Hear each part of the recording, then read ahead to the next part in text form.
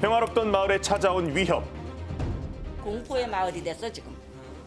불안해서 생활 못합니다. 주민들 무섭고 두려운데.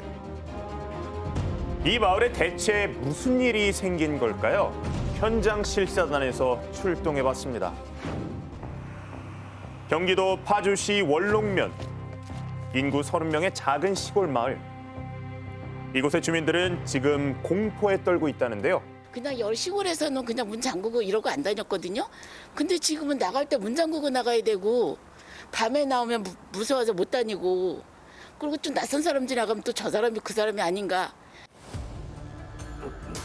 이렇게 공포에 떠는 이유는 지난해 9월에 생긴 이 시설 때문이라는데요. 과연 이 시설의 정체는 바로 범죄 출소자 재활시설.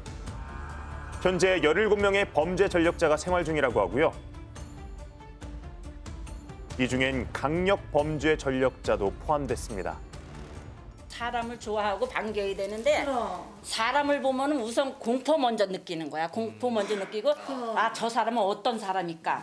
저 사람은 무슨 죄를 짓고 왔을까? 그게 궁금해요. 이게 살 수가 있냐고요. 그런데 여기서 끝이 아니라는데요. 이 마을의 회관 옥상에 와 있는데요. 보시는 것처럼 바로 앞에 문제가 되는 출소자 재활시설이 있고 양 옆으로 주민들이 사는 가구가 있는 것을 확인해 볼 수 있습니다.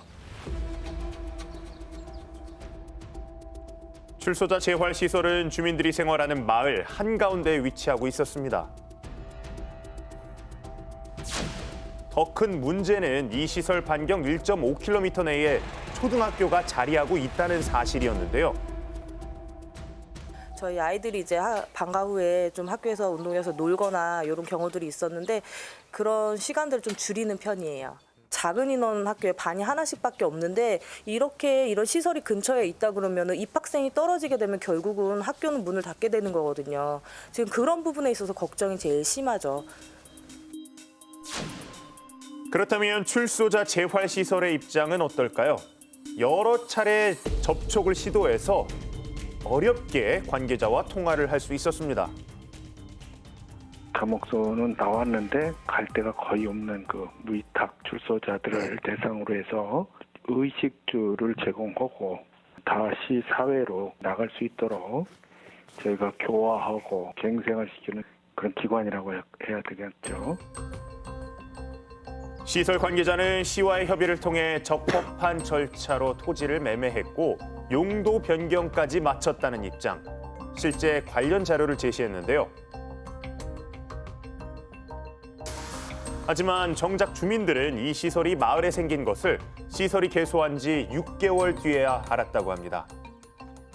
미리 이 시설이 들어오면서 같이 알았다면 어쩌면 좀 덜 불안감이 덜했을 수도 있는데 6개월 동안 모르고 같이 이웃으로 살았다는 게 더 살도 떨리고 진짜 어떤 행정기관이나 이런 데서 우리 마을 주민을 방치한 거라 그게 너무 섭섭하고 그런 게 많습니다. 파주시청은 주민의 불안감 해소를 위해 계속해서 노력하겠다고 밝혔는데요.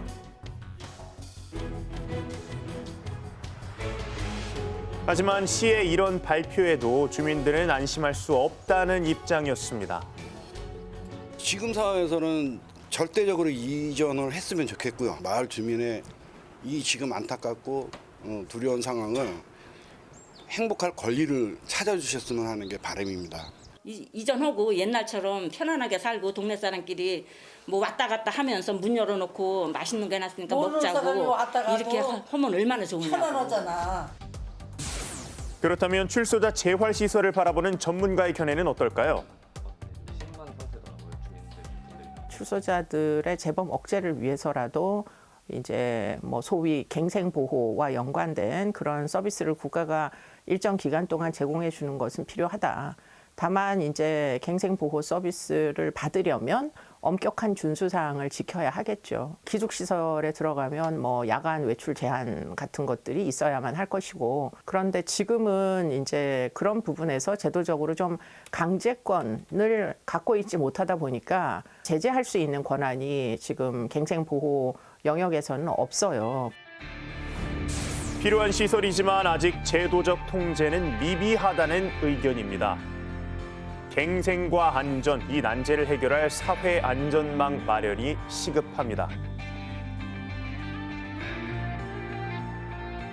네, 이 출소자 재활 시설이라는 게 꼭 필요한 시설은 맞지만 그렇죠. 해당 지역 주민분들은 확실히 우려되는 부분이 있으시겠어요. 네. 뭐 이 관련 지자체나 해당 시설은 어떤 입장을 내놓고 있나요? 네, 앞서 영상에서 보신 것처럼 지자체의 입장도 주민들의 입장과 동일합니다. 바로 이 시설의 폐쇄 혹은 이전을 얘기를 하고 있는데요.